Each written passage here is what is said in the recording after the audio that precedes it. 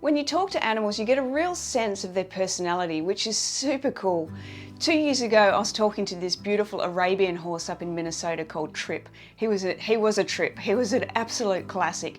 And he talked about everything. He's showing me his pearly whites. He'd had some dental work and he's got a dark coat, as you'll see shortly. And he's showing me how handsome he is and how sexy he is, and this contrasting white teeth with his beautiful dark coat. He's talking about the weather, he's talking about his training, he's talking about his Cushing's disease, he's talking about his nutrition, food. He loves his equine therapist, body worker, and he will fake an injury just to see her. And on a more serious note, he also was talking a little bit more about his job and his purpose with his mum. So I'm going to play you a little excerpt of that now, also so you can see a little bit how I work and what a session with me actually looks like.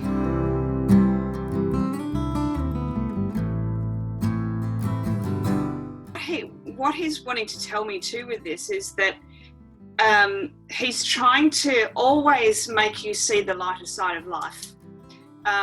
It almost feels like he's been brought into your life to keep you light and keep you fun and bright and that kind of stuff. So he is very much here for you to remind you that, you know, life is fun, life is good. You're gonna make me cry. That's like so spot on. I think I said this to you yesterday. He's got quite a cheeky kind of vibe about him. I would say if he was a human, he'd be a bit of a prankster, but in a nice way. Like Yeah. Does that make sense to you? It does. I wasn't familiar with that term, so I sent what you had said to a friend of mine, and she explained it to me, and she's like, he does these cute little things that are super annoying. Yeah. Yeah, because I can see him just like with his mouth just grabbing something and pulling it off you and having the biggest laugh. Okay, that's actually, he will open the arena gate. The hook is just a hook in a loop, basically. Yeah. And he'll just sit there and he'll grab it with his nose, fling it open, and then I wanted to touch on like that when you just about made me cry at the beginning and everything.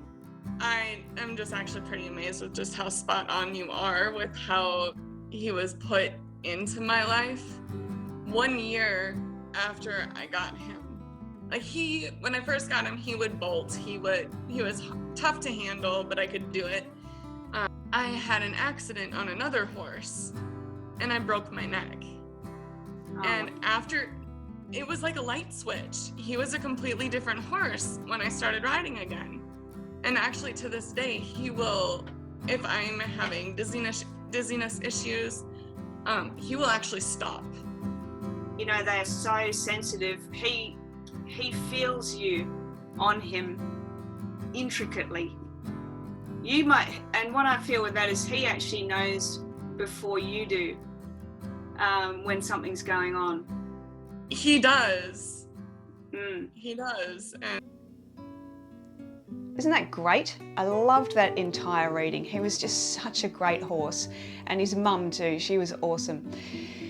We forget sometimes that our animals have a little bit more of a purpose than perhaps we think they do. And when you have a cheeky, funny, prankstery type animal that you're working with or that you have in your household, they're often there to help you see that lighter side of life and be a little bit more playful. So thank you so much for listening, everyone. If you enjoyed that video, don't forget to do all those things, like, comment, share, subscribe so you can catch up with all of the videos that I bring out. I'm Romy Bueller, talking to animals because they can't always help themselves.